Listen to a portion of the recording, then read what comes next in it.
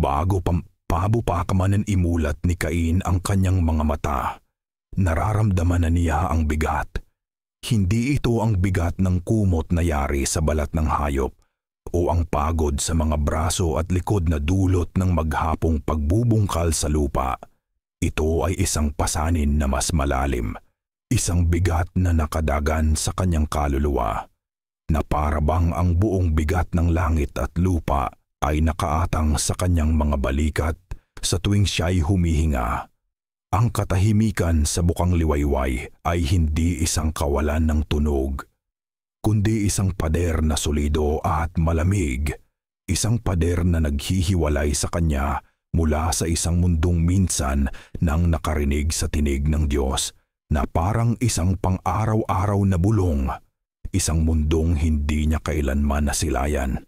Ngunit ang anino ay patuloy na humahabol sa bawat yapak niya. Habang siya'y bumabangon, ang bawat galaw ay may kaakibat na pag-iisip, isang walang katapusang pag-ikot ng mga tanong na walang sagot, na nagiging sanhi upang ang kanyang isipan ay maging isang magulong tanawin ng mga anino at pagdududa. Tinitingnan niya ang kanyang mga kamay magaspang, makalyo, at may mga guhit ng lupa na hindi na kailanman matatanggal. At nakikita niya hindi ang simbolo ng kasipagan, kundi ang katibayan ng kanyang pagiging huwad. Sila Adam at Eva, ang kanyang mga magulang, ay nilikha mula sa alabok na may hininga ng kabanalan. Ang kanilang mga kamay ay minsan nang humaplos sa mga dahon ng Eden na walang tinik. Samantalang siya, si Cain, ang unang ipinanganak sa labas ng paraiso, ay tila isang imperpektong kopya lamang, isang nilalang na hinulma hindi ng biyaya kundi ng paghihirap. At ang bawat butil ng pawis na pumapatak mula sa kanyang noo ay isang mapait na paalala ng isang kasalanang hindi siya ang arong gumpaawaan. Ang ngunit siya ang nagbabayad. Ako ang impostor. Bulong ng isang tinig sa kanyang isipan pan, isang tinig na kasing pamilyar na ng kanyang sariling paghinga. Sila ay nakalakad kasama ang Diyos sa lamig ng hapon, habang ako ay nakikipagbuno sa lupang isinumpa dahil sa kanila. Ang kwento ng hardin ay hindi isang aral para sa kanya, kundi isang salamin na nagpapakita ng lahat ng wala sa kanya ang kadalian, ang koneksyon, ang katiyakan. Ang kabiguan ni Adan ay naging mana niya, isang multo na bumubulong sa kanyang tainga na gaano man siya magsumikap, gaano man karami ang kanyang anihin. Hindi niya kailanman mapapantayan ang isang saglit na kadakilaan na winasak ng isang kagat sa ipinagbabawal na bunga. Ang pag-iral niya ay isang patuloy na pagsubok na mabigo. Isang pagsisikap na punan ang isang puwang na kasing laki ng nawalang paraiso. Ang bigat ng pagiging impostor na ito ay lalong pinatitindi ng mga mata ng kanyang pamilya. Hindi ito panghuhusga, kundi isang bagay na mas masakit, isang pinaghalong awa at pag-asa. Sa mga mata ni Eva, nakikita niya ang desperadong pananabik para sa katubusan, na parabang ang bawat tagumpay ni Cain sa bukid ay isang maliit na hakbang pabalik sa hardin na ipinagkait sa kanila. Sa tuwing ipapakita niya ang isang bungkos ng trigo na mas malaki kaysa sa dati, ngingiti ang kanyang ina. Ngunit sa likod ng ngiting iyon ay naroon ang isang kalungkutan na nagsasabing, "Magaling, anak ko." Ngunit hindi pa rin ito sapat. Si Ada naman, ang kanyang ama, ay madalas na tumatanaw sa silangan tuwing dapit hapon. Ang kanyang mga mata ay puno ng isang pangungulila na hindi kayang ipaliwanag sa salita. Minsan, habang sila'y magkasama sa bukid, sinubukan ni Adan na ipaliwanag ang konsepto ng biyaya, isang pabor na hindi pinaghihirapan kundi ipinagkakaloob. Ang lupa ay matigas, Cain, wika ng kanyang ama. Ang boses ay malumanay ngunit may bigat ng karanasan. Ngunit ang tunay na ani ay hindi nagmumula sa lakas ng ating mga braso, kundi sa pagbubukas ng ating puso sa Kanya. At sa mga sandaling iyon, ang pader ng katahimikan sa paligid ni Cain ay tila lalong kumakapal, sapagkat ang mga salita ng kanyang ama ay parang isang wikang banyaga na hindi niya maintindihan, isang wikang sumasalungat sa lahat ng kanyang pinaniniwalaan. Paano maipapaliwanag ng biyaya ang mga kalyo sa kanyang kamay o ang sakit sa kanyang likod? Ang kanyang buong pagkatao ay nakatatak sa ideya ng pagsisikap, ng lohika, ng sanhi at bunga. Magtanim ka at mag-aani ka, magtrabaho ka at mabubuhay ka. Ang biyaya sa kanyang isipan ay isang konsepto para sa mga taong umaasa sa himala, hindi para sa mga taong lumilikha ng sarili nilang himala mula sa pawis at lupa. Ang pag-uusap na iyon na dapat sana'y maging isang sandali ng pagkakaisa sa pagitan ng mag-ama ay lalo lamang naglantad sa kanyang kahinaan, ang kanyang kawalan ng kakayahang manampalataya sa hindi nakikita. Ang kanyang pagkagapos sa kung ano lamang ang kayang hawakan at sukatin ng kanyang mga kamay. Ngunit walang anino ang mas nagpapatingkad sa kanyang pagiging huwad kaysa sa anino ng kanyang kapatid. Si Abel ay ang lahat ng hindi siya, kung si Cain ay lupa, mabigat, siksik, at laging nagsusumikap. Si Abel ay hangin magaan, malaya, at tila walang kahirap-hirap na kumikilos ayon sa ihip ng kalikasan. Habang si Cain ay nakikipag-away sa lupa, si Abel ay nakikipag-usap sa kanyang mga tupa. Ang panalangin ni Abel ay hindi isang listahan ng mga nagawa, kundi isang simpleng awit ng pasasalamat na sinasabayan ng tunog ng kanyang plauta. Minsan, habang si Cain ay nagpapahinga sa ilalim ng nakakapasong araw, pinanood niya si Abel sa di kalayuan na nakaupo sa damuhan habang ang mga tupa ay payapang nanginginain sa paligid niya. At isang malamig na damdamin ang gumapang sa kanyang puso. Ito ay isang pagkainggit na mas malalim kaysa sa simpleng selos. Ito ay ang pagkainggit ng isang taong nakakadena sa isang taong malaya. Nakikita niya sa kanyang kapatid ang isang kadalisayan, isang hindi kailangang ipaglaban na pagtanggap mula sa Diyos. Na para bang si Abel ay isang buhay na alaala ng Eden na patuloy na nananahan sa kanilang isinumpang mundo.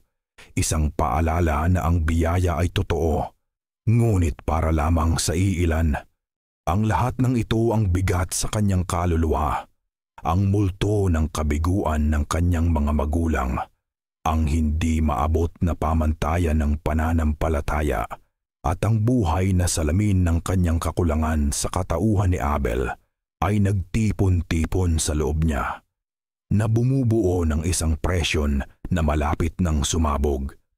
Isang gabi, habang nakatitig sa mga bituin na tila mga butas sa isang itim na kumot, walang pakialam at malayo, isang desisyon ang nabuo sa kanyang isipan. Isang desisyon na isinilang hindi mula sa kabanalan, kundi mula sa isang desperado at mapagmataas na pangangailangan na patunayan ang isang bagay. Mag-aalay siya sa Diyos, ngunit hindi ito magiging isang alay ng pagsuko o pasasalamat. Ito ay magiging isang hamon. Ibubuhos niya ang lahat ng kanyang pagkatao sa alay na iyon. Pipiliin niya ang pinakamatataba niyang ani, ang pinakamaningning na mga butil, ang pinakamatatamis na mga prutas na bunga ng kanyang dugo at pawis. Ilalatag niya ang lahat ng ito sa isang altar na itatayo niya mula sa pinakamatitibay na bato, isang testamento sa kanyang lakas at determinasyon. Ito ang magiging kanyang ebidensya ang kanyang argumento laban sa isang universo na tila pinapaboran ang awit kaysa sa pawis. Sa pamamagitan ng alay na ito, haharapin niya ang Diyos hindi bilang isang anak na naghahanap ng pagmamahal, kundi bilang isang manggagawa na humihingi ng kanyang sahod, bilang isang impostor na handang gawin ang lahat upang patunayan na siya ay totoo. At sa ilalim ng malamig na titig ng mga bituin, habang pinaplano niya ang bawat detalye ng kanyang gagawin, hindi niya namalayan na ang bigat ng ahad-didat na kanyang pasan-pasan ay nag-iiba na ng anyo mula sa isang pasanin ng pagdududa tungo sa isang sandata ng paghihimagsik. Ang araw ng pag-aalay ay dumating na may isang huwad na katahimikan, isang uri ng kapayapaan na tila isang manipis na yelo sa ibabaw ng isang nagngangalit na karagatan. Itinayo ni Cain ang kanyang dambana sa isang maliit na burol, isang lugar na pinili niya hindi dahil sa kabanalan nito, kundi dahil sa estratehikong lokasyon nito kung saan natatanaw ang kabuuan ng kanyang pinagpagurang bukirin. Ang bawat bato ng dambana ay pinili at inilapat ng may kalkuladong presisyon. Ang bawat siwang ay pinunan, ang bawat anggulo ay tuwid. Ito ay hindi lamang isang altar, ito ay isang obra maestra ng arkitektura ng pagpupunyagi. Isang monumento sa lohika at kontrol na siyang naging pundasyon ng kanyang pagkatao. Sa ibabaw nito, inayos niya ang kanyang mga alay na may kasiningan ng isang general na nag-aayos ng kanyang mga hukbo.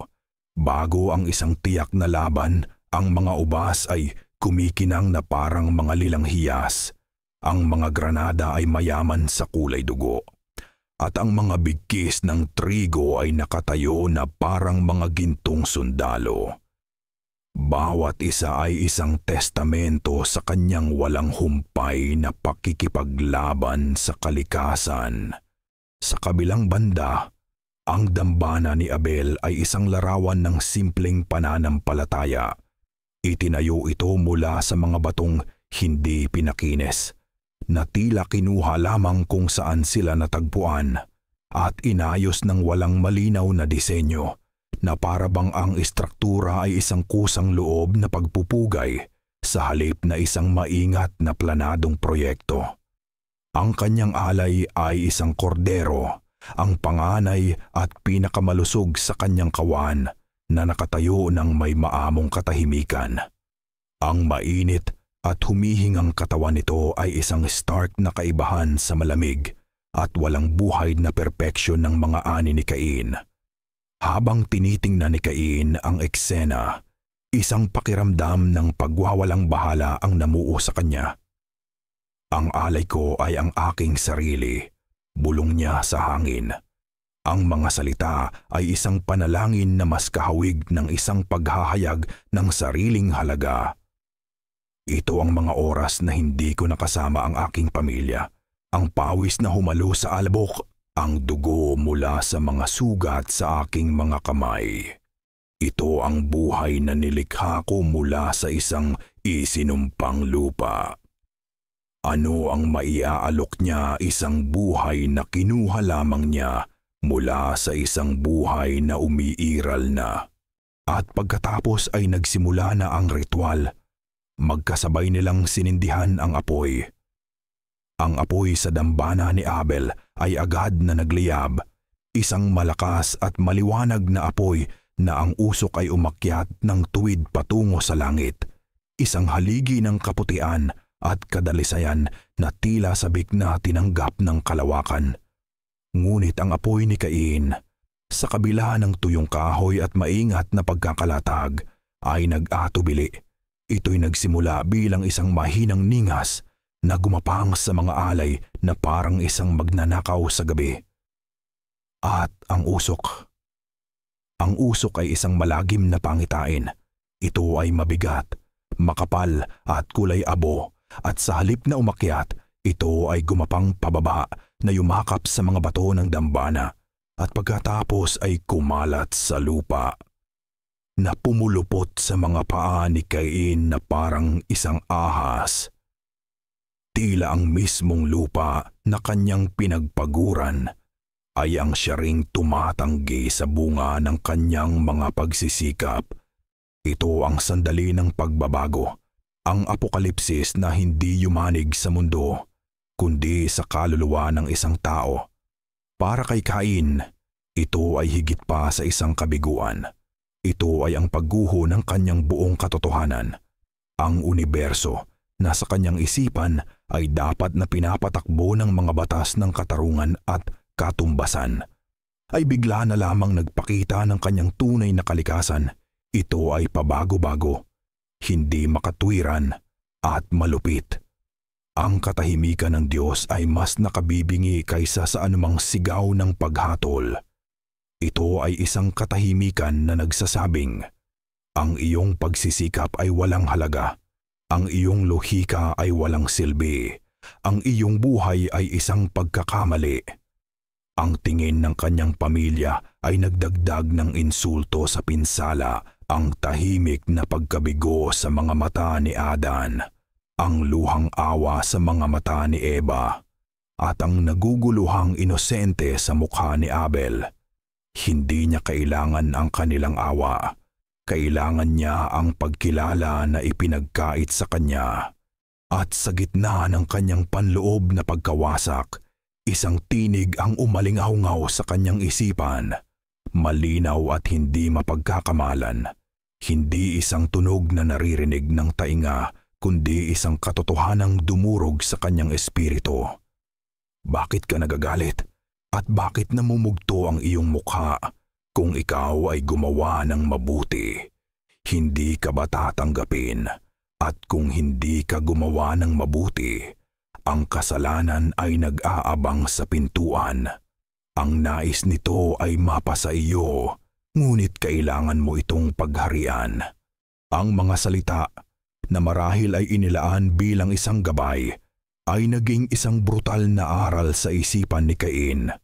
Hindi ito isang paanyaya sa pagsisisi, kundi isang paghahayag ng isang malupit at hindi mapagpatawad na katotohanan. Ang mabuti sa kontekstong ito ay hindi nangangahulugan ng pagsisikap o pagpupunyagi. Ito ay nangangahulugan ng isang bagay na wala sa kanya isang uri ng pagsuko, isang uri ng pananampalataya na hindi niya kayang maunawaan, at ang babala tungkol sa kasalanan. Para kay Cain, itinuro nito ang isang nakagigimbal na leksyon ang kanyang damdamin. Ang kanyang galit, ang kanyang pagkadismaya, ang kanyang pakiramdam ng inhustisya ay hindi mga balidong reaksyon sa isang hindi makatarungang sitwasyon. Ang mga ito ay mga kahinaan. Ang mga ito ay ang kaaway, ang pag-aalangan, ang pag-asa para sa pag-unawa, ang sentimiento. Ang mga ito, ang mismong mga bagay na hahantong sa kanya sa kapahamakan upang pagharian ang kasalanan. Napagtanto niya sa isang iglap ng malamig at nakasisilaw na kaliwanagan ay hindi nangangahulugan ng pagiging mas mabuti. Ito ay nangangahulugan ng pagiging mas matigas. Ito ay nangangahulugan ng pag-alis sa lahat ng emosyon. Pagiging isang bagay na hindi na kayang masaktan, isang kasangkapan, isang sandata, isang walang malay na simbolo ng kalooban. Ilang araw ang lumipas na parang isang lagnat. Si Cain ay naging isang anino. Gumagalaw sa kanyang bukirin na may isang mekanikal na determinasyon. Ang kanyang mga aksyon ay walang kaluluwa. At pagkatapos ay dumating si Abel. Ang kanyang mukha ay isang larawan ng dalisay na pag-aalala. Ang kanyang presensya ay isang hindi sinasadyang pagkutya sa pagdurusa ng kanyang kapatid. Kapatid ko. Malumanay na sabi ni Abel. Ang kanyang boses ay puno ng isang kahabagan na ngayon ay parang lason sa pandinig ni Cain. Huwag kang magdalamhati. Siguro Siguro ang nais ng Diyos ay hindi ang bunga ng lupa, kundi isang bagay na may buhay, isang sakripisyo. Ang dugo nito ay sagisag ng buhay na ipinagkakaloob pabalik sa Kanya, na nagbigay nito. Iyon na. Iyon ang huling salita, ang paliwanag ni Abel na puno ng kabutihang loob ay ang pinakabrutal na katotohanan sa lahat. Kinumpirma nito ang lahat ng pinakamasasamang takot ni Cain na ang mga patakaran ng mundo ay hindi nakasulat sa wika ng lohika, kundi sa wika ng dugo at simbolo, na ang kanyang hirap at pawis ay mas mababa kaysa sa madaling pananampalataya ng kanyang kapatid. Sa sandaling iyon, ang huling hibla ng personal na ugnayan ay naputol. Ang nag-aalab na puot sa kanyang dibdib ay biglang nanlamig at tumigas, na naging isang bagay na matibay at matalim. Hindi na niya nakikita si Abel, ang kanyang kapatid, ang kanyang kadugo. Ang nakikita niya ay isang konsepto, isang hadlang, ang buhay na manifestasyon ng isang kosmikong inhustisya na kailangang itama. Ang pagbabago ay nagsimula. Ang kanyang pagdurusa ay hindi na isang tanong na nangangailangan ng sagot, kundi isang problema na nangangailangan ng solusyon. At habang ang buwan ay sumisikat sa gabing iyon, malamig at walang pakialam, ang isipan ni Cain, na dating isang magulong dagat ng pag-aalinlangan, ay naging kalmado at malinaw na parang isang piraso ng yelo. Isang plano ang nabuo, hindi mula sa bugso ng damdamin, kundi mula sa malamig na bakal ng isang bagong natuklasang lohika. Kung ang presensya ni Abel ang sanhi ng kanyang sakit, kung gayon ang pagkawala nito ang siyang lunas, ang habag ay isang kahinaan, ang pag-aalangan ay isang depekto, ang pag-ibig sa kapatid ay isang sentimiento na humahadlang sa kailangang gawin. Upang mabuhay, upang magtagumpay, upang pagharian ang kadiliman, kailangan niyang isakripisyo hindi ang bunga ng kanyang bukirin, kundi ang huling natitirang bahagi ng taong dati niyang pagkatao. Ang pagbabago kay Cain pagkatapos ng apokalipsi sa dambana ay hindi isang marahas na pagsabog, kundi isang tahimik na pagyelo. Ang dating bagyo sa kanyang kalooban ay humupa, at ang naiwan ay isang malawak at hindi nagagalaw na kapatagan ng yelo.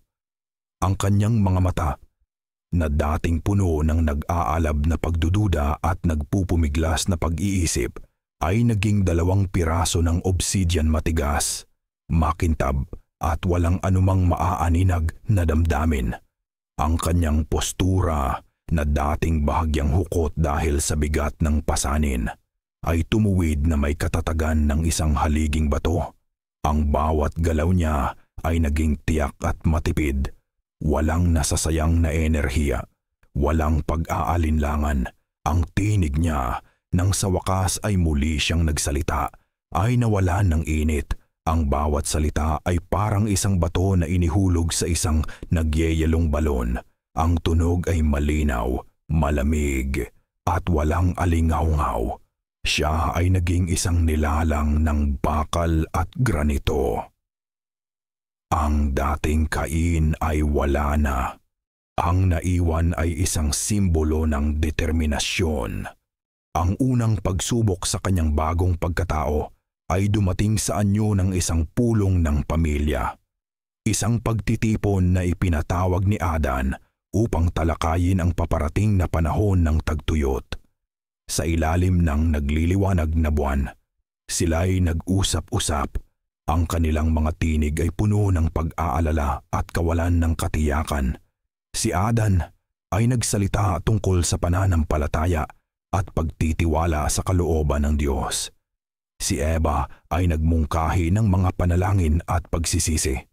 Ang iba pa nilang mga anak na isinilang sa ilang ay nagbahagi ng kanilang mga takot. Ang kanilang mga mungkahi ay nagkakasalungatan at puno ng agam-agam. Sa buong panahong iyon, si Cain ay nanatiling tahimik, isang estatwa sa gitna ng kaguluhan. Ang kanyang katahimikan ay mas mabigat kaysa sa anumang salitang namumutawi sa bibig ng iba. Nang sa wakas ay humupa ang usapan at lahat ng mata ay napunta sa kanya. Tumayo siya. Hindi niya tiningnan ang kanilang mga mukha. Tumingin siya sa kalawakan na parang kinakalkula ang distansya ng mga bituin. Ang pananampalataya ay hindi magpapabunga sa tuyong lupa. Simula niya, ang kanyang tinig ay patag at walang emosyon. Ang pag-asa ay hindi pupuno sa ating mga imbakan. Ang takot ay isang luho na hindi natin kayang bayaran. Isang alon ng pagtutol ang bumangon. Ngunit, Cain, sabi ni Adan, ang kanyang boses ay may bahid ng pagsamo. Ang pagtitiwala sa kanya, ang siyang nagdala sa atin hanggang dito. Ang pagtitiwala ay hindi naghukay ng mga kanal, sagot ni Cain. Ang kanyang mga mata ay nanatiling nakatuon sa kawalan. Hindi ito nag-imbak ng tubig, hindi ito nagbilang ng mga araw. Lumingon siya at sa unang pagkakataon, tiningnan niya sila hindi bilang pamilya kundi bilang mga piyesa sa isang chessboard. Ang kanyang titig ay malamig at matalim. Bukas, sa pagsikat ng araw, hahatiin natin ang ating lakas. Ang unang pangkat ay maghuhukay ng bagong balon sa tabi ng ilog. Ang ikalawang pangkat ay gagawa ng mas malaking imbakan para sa ating mga butil. Ang ikatlong pangkat, sa pamumuno ko, ay susundan ang mga hayop sa hilaga. Rasyonan ang pagkain. Bawat patak ng tubig ay bibilangin. Walang pag-aaksaya. Walang pag-aalinlangan. Ang kanyang mga salita ay hindi isang mungkahi. Ito ay isang utos. Ang awtoridad sa kanyang tinig ay ganap at hindi matitinag. Walang puwang para sa debate. Ang sinumang nagtangkang magsalita ay pinatahimik ng kanyang titig. Isang titig na nagsasabing ang pagtutol ay hindi lamang mali. Ito ay isang pagtataksil sa kanilang kaligtasan. Ang pag-aalangan ay pinatay hindi ng inspirasyon, kundi ng bigat ng hindi maikakailang lohika at ng isang nakakatakot na awtoridad na tila nagmula sa isang lugar na mas matanda at mas malamig kaysa sa mundo mismo. Sa gabing iyon, hindi isang pinuno ang isinilang, isang puwersa ang ipinamalas. Ngunit ang bawat pagbabago ay may kaakibat na kabayaran at ang presyo ng bagong lakas ni Cain ay isinulat sa isang sandali ng tahimik na kalungkutan. Kinabukasan, habang inihahanda niya ang kanyang mga kagamitan para sa paglalakbay sa hilaga, lumapit si Eva. Ang kanyang mukha ay isang mapa ng pagmamahal at pag-aalala. Sa kanyang mga kamay, dala niya ang isang lumang kapa na yari sa balat ng tupa. Isang kapang ginawa niya para kay Cain noong siya ay bata pa, na tinahi at tinagpian ng maraming beses. Anak ko, sabi niya. Ang kanyang boses ay isang mahinang bulong. Sinusubukang abutin ang lalaking dati niyang kilala sa likod ng nagyayalong panlabas na anyo. Malamig sa hilaga, dalin mo ito. Nais kong maalala mo. Nais kong maalala mo ang init. Iniabot niya ang kapa, isang alay ng pagmamahal ng isang ina, isang tulay pabalik sa isang mas simpleng panahon. Tiningnan ni Cain ang kapa. Sa isang saglit, isang kislap ng kung anong damdamin ang dumaan sa kanyang mga mata, isang alaala. Marahil ng isang batang lalaki na yumayakap sa kanyang ina. Para sa init, isang mundo kung saan ang pagmamahal ay sapat na. Ngunit ang kislap ay nawala ng kasing bilis ng pagdating nito na pinalitan ng isang blangkong tingin. Kinuha niya ang kapa mula sa kamay ng kanyang ina. Hinawakan niya ito, hindi ng may pagmamahal, kundi ng may pagtatasa na parang sinusuri ang tibay ng material. Ito ay luma na. Sabi niya, ang kanyang mga salita ay tumpak at walang habag. Ang mga tahi ay marupok na. Hindi ito makakatagal sa matinding lamig. Mayroon na akong mas bago at mas matibay. Binitawan niya ang kapap. Ito ay nahulog sa lupa sa pagitan nilang dalawa. Isang patay na bagay. Isang simbolo ng isang koneksyon na pinutol na. Tumingin si Eva sa kapa at pagkatapos ay sa kanyang anak at sa kanyang mga mata. Ang pag-asa ay namatay at napalitan ng isang nakapanlulumong pag-unawa. Ang lalaking nakatayo sa harapan niya ay hindi na ang kanyang anak. Ito ay isang estranghero, isang hari, isang kaligtasan. Ngunit isang estranghero. Hindi na nagsalita pa si Eva. Walang salita ang makakapagpahayag ng sakit ng pagkawala. Tumalikod siya at dahan-dahang lumakad palayo. Bawat hakbang ay isang pag-amin sa isang katotohanang mas masakit kaysa sa anumang tagtuyot. Naiwan si Cain na nakatayo roon. Ang kanyang anino ay mahaba sa liwanag ng umaga. Hindi niya pinulot ang kapa. Hindi niya tinawag ang kanyang ina. Tumingin lamang siya sa unahan, sa direksyon ng hilaga, kung saan naghihintay ang hamon, ang sakit ng pagkawala, ang kalungkutan sa mga mata ng kanyang ina. Kinilala niya ang mga ito bilang mga kinakailangang sakripisyo. Ang init ay isang kahinaan, ang sentimiento ay isang pabigat upang maging leader na kailangan ng lahat. Isinakripisyo niya ang pagiging anak na minamahal ng isang tao. At sa malawak at nakabibinging katahimikan ng kanyang kaluluwa, tinanggap niya ang kanyang malalim at ganap na pag-iisa. Ang mga taon ay lumipas na parang mga butil ng buhangin sa isang walang katapusang disyerto. Ang pamayanan ay lumago sa ilalim ng bakal na pamumuno ni Cain. Ang tagtuyot ay dumating at umalis, ngunit sila ay nakaligtas. Ang mga mababangis na hayop ay sumalakay, ngunit ang kanilang mga pader na itinayo ayon sa disenyo ni Cain ay nanatiling matatag. Ang mga sakit ay kumalat, ngunit sa pamamagitan ng mahigpit na kwarentenas at lohikal na paghihiwalay, ang pinsala ay nalimitahan. Si Cain ay naging higit pa sa isang pinuno. Siya ay naging isang alamat, isang simbolo ng kaligtasan na isinilang mula sa desperasyon. Ang kanyang pangalan ay binibigkas ng may paggalang, ngunit ito ay isang paggalang na may bahid ng takot.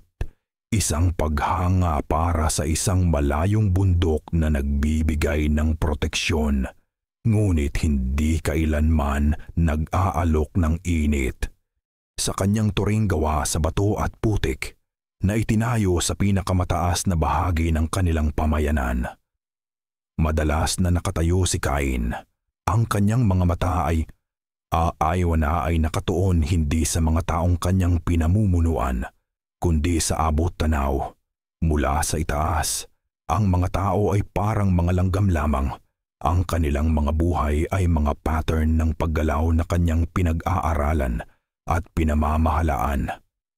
Nakikita niya ang mga mag-asawa na magkahawak kamay, mga bata na naglalaro sa alikabok, mga matatanda na nagbabahagi ng mga kwento sa paligid ng apoy. Nakikita niya ang lahat ng mga maliliit na koneksyon na bumubuo sa tela ng buhay ng tao. Ngunit nararamdaman niya ang mga ito na parang isang bulag na nakakarinig ng mga kulay. Naiintindihan niya ang konsepto, ngunit hindi niya maranasan ang katotohanan. Ang bawat tawa na umaabot sa kanyang pandinig ay isang paalala ng isang wikang nakalimutan na niya. Ang bawat pag-iyak ay isang emosyon na itinuring na niyang isang kahinaan. Ang kanyang pag-iisa ay absoluto at hindi matitinag. Si Adan at Eva, ang kanyang mga magulang, ay matagal nang yumao. Namatay sila na may paggalang sa kanilang anak, ngunit wala na ang dating pagmamahal. Sa kanilang mga huling sandali, tiningnan nila siya hindi bilang ang laman ng kanilang laman, kundi bilang isang misteryosong puwersa na nagligtas sa kanila, ngunit kinuha ang kanilang anak. Ang kanyang mga kapatid ay lumapit sa kanya para sa mga utos, hindi para sa payo. Ang kanyang asawa, ang babaeng nakakita ng lakas sa kanyang pagkasira, ay natutong mabuhay sa tabi ng isang estatwa na nakahanap ng init sa piling ng kanilang mga anak sa halip na sa kanyang asawa. Ibinigay niya sa kanila ang lahat, kaligtasan, kaayusan, kinabukasan maliban sa isang bagay, ang kanyang sarili. Isang gabi, habang pinag-aaralan niya ang mga mapa ng mga teritoryong hindi pa nila nagagalugad, lumapit sa kanya ang kanyang panganay na anak na si Enoch, na isa ng binata. Si Enoch ay may talino ng kanyang ama, ngunit mayroon din siyang isang bagay na matagal nang nawala kay Cain, isang nagtatanong na puso. Ama, sabi ni Enoch, ang kanyang tinig ay magalang, ngunit may di maitatagong kuryosidad. Ang mga matatanda ay nagkukuwento tungkol sa isang hardin sa silangan. Sinasabi nila na minsan, ang mundo ay hindi ganito. Sinasabi nila na ang Diyos ay lumalakad kasama ng mga tao. Tumingin si Enoch sa kanyang ama. Ang kanyang mga mata ay puno ng isang tanong na mas malalim kaysa sa kanyang mga salita. Ito ba ay totoo? Tumingin si Cain mula sa kanyang mga mapa. Sa isang saglit, ang maskara ng pinuno ay tila gumuho. Ang tanong ay nagbukas ng isang lumang sugat at isang alon ng mga alaala ang bumuhos sa kanya, ang amoy ng usok na gumagapang sa lupa, ang pakiramdam ng isang bato sa kanyang kamay, ang naguguluhang tingin sa mga mata ng isang kapatid. Ang mga ito ay mga multo mula sa isang buhay na tila pag-aari ng ibang tao. Ngunit ang kahinaan ay tumagal lamang ng isang tibok ng puso. Muling itinayo ang pader. Tiningnan niya ang kanyang anak at ang kanyang mga mata ay muling naging malamig na parang yelo. Ang mga kwento ay para sa mga bata at matatanda, sabi niya. Ang kanyang boses ay patag. Ang mga ito ay mga pampalipas oras, mga anino sa dingding. Ang katotohanan ay hindi matatagpuan sa mga kwento ng nakaraan. Enoch, ang katotohanan ay matatagpuan sa bigat ng isang bato, sa talim ng isang sibat, at sa taas ng isang pader na naghihiwalay sa atin mula sa kaguluhan. Ang mundo ay kung ano ang ginagawa natin dito. Iyan lamang ang katotohanang mahalaga. Nakita ni Enoch ang pader sa mga mata ng kanyang ama. Naiintindihan niya na may mga pinto na sarado na magpakailanman. Yumuko siya bilang paggalang at tahimik na umalis. Nainiwan si Cain sa kanyang turi na napapapalibutan ng kanyang mga mapa, kanyang mga plano at ng isang nakabibinging katahimikan. Naiwan si Cain na mag-isa sa ganap na pagtanggap sa kanyang tungkulin. Hindi na siya nakaramdam ng sakit o pangungulila. Ang mga damdaming iyon ay mga dayuhang salita mula sa isang patay na wika. Tiningnan niya ang hinaharap hindi ng may pag-asa o takot, kundi ng may estratehiko at kalkuladong pananaw ng isang manlalaro ng chess na nakikita ang lahat ng posibleng galaw 10 hakbang sa unahan. Nakita niya ang mga bagong lupain na kailangang sakupin, mga ilog na kailangang kontrolin, mga tribo na kailangang isanib o durugin. Ang kanyang misyon ay malinaw: ang pagpapalawak ng kaayusan, ang pagtulak pabalik sa kaguluhan, ang pagtatayo ng isang kaharian ng tao na napakatibay na kahit ang Diyos ay hindi ito kayang ibagsak. Tumayo siya mula sa kanyang mesa at lumakad patungo sa balkonahe na nakatanaw sa natutulog na pamayanan sa ilalim. Ang buwan ay isang malamig na disk sa itim na kalangitan na nagbibigay ng isang pilak na liwanag sa mundong kanyang itinayo. Siya si Cain, ang isinumpa, ang nag-iisa, ang tagapagtayo. Ang kanyang trahedya ay ang kanyang lakas, ang kanyang kalungkutan ay ang presyo ng kanilang kaligtasan. Huminga siya ng malalim. Ang malamig na hangin ng gabi ay pumuno sa kanyang mga baga. Pagkatapos ay bumaling siya sa bantay na nakatayo sa may pintuan, isang anino sa dilim.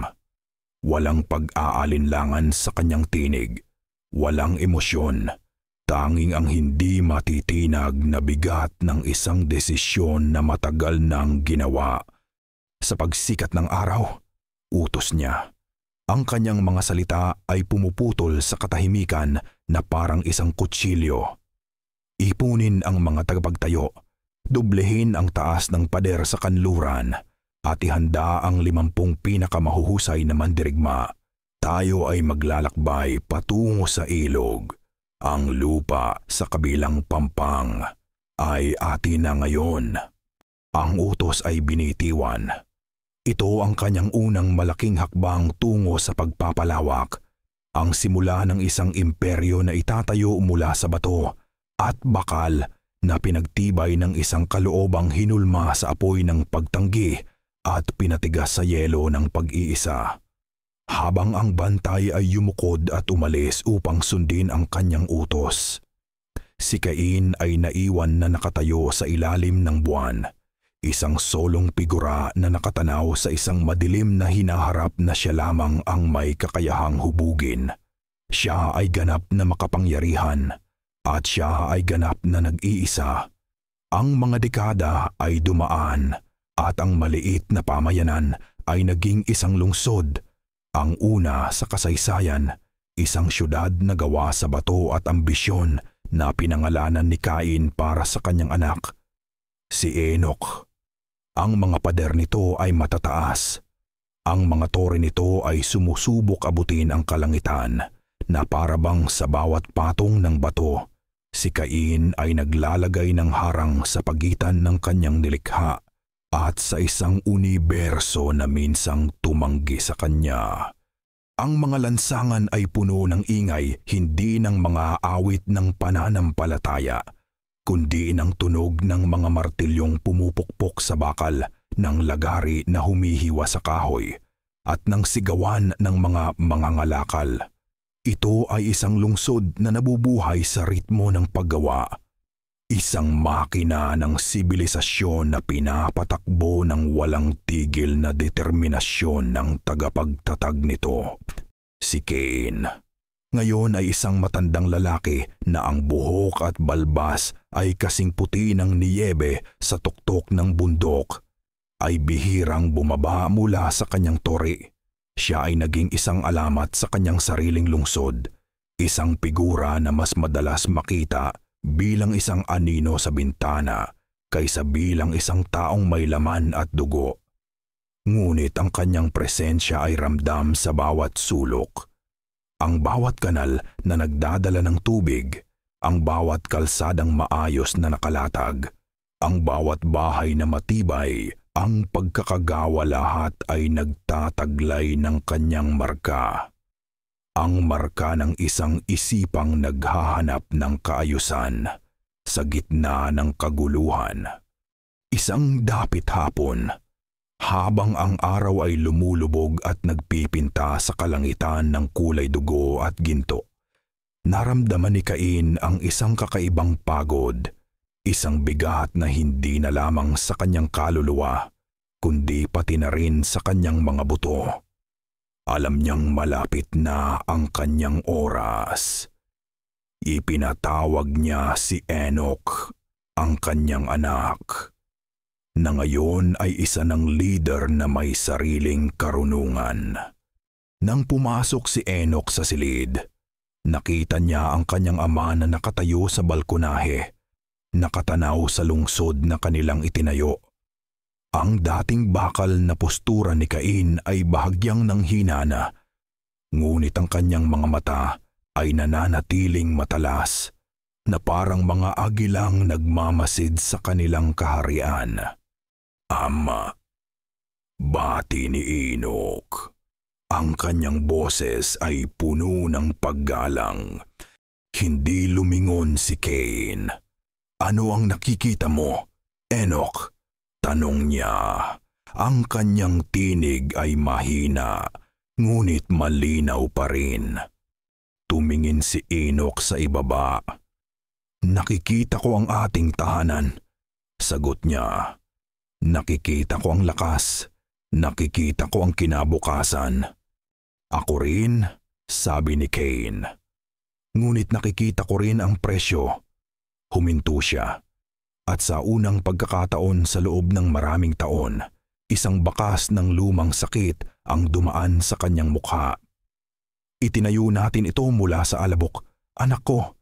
Ngunit tandaan mo, ang alabok ay laging nauuhaw. Hihingi ito ng hihingi. Lumingon siya at hinarap ang kanyang anak.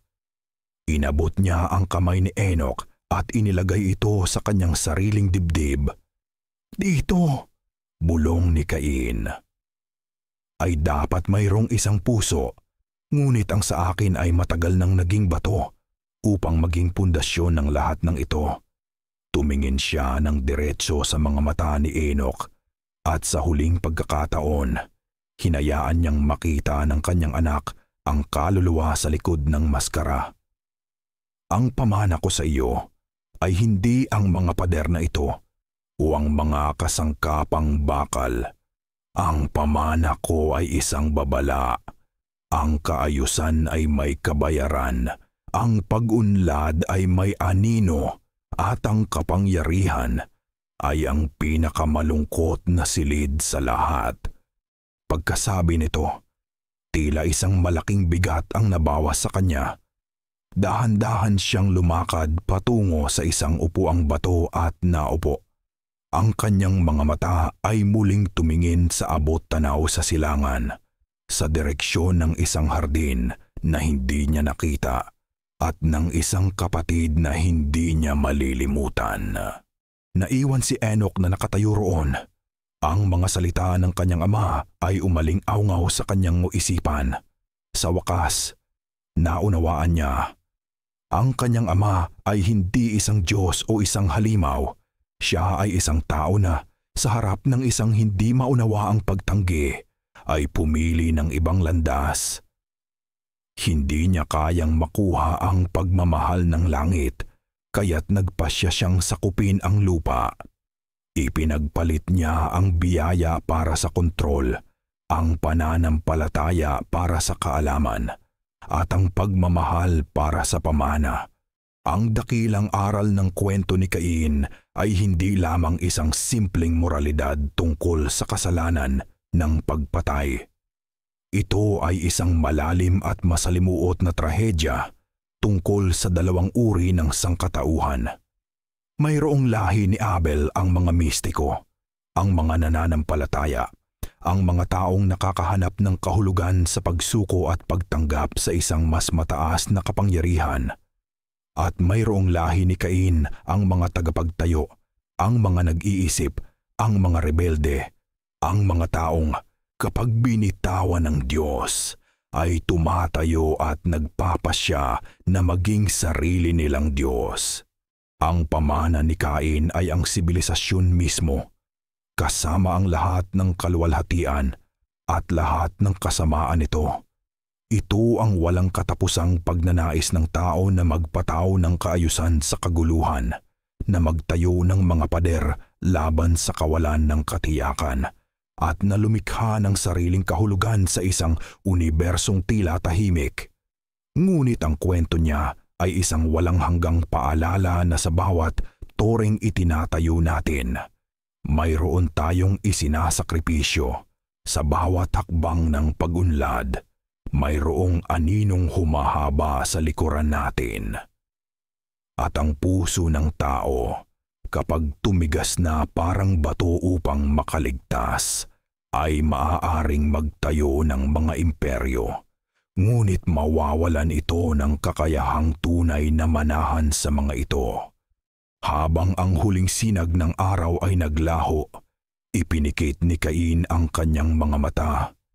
Hindi niya nakita ang kadiliman, kundi isang malawak na bukirin sa ilalim ng bukang liwayway, at isang batang lalaki na may plauta na ngumingiti sa kanya.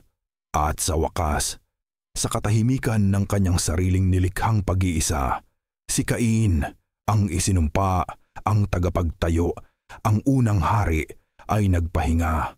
Ang lungsod ay nagpatuloy sa pag-ingay, isang testamento sa kanyang buhay, habang ang kanyang kaluluwa ay sa wakas ay umuwi sa katahimikang matagal na niyang hinahanap.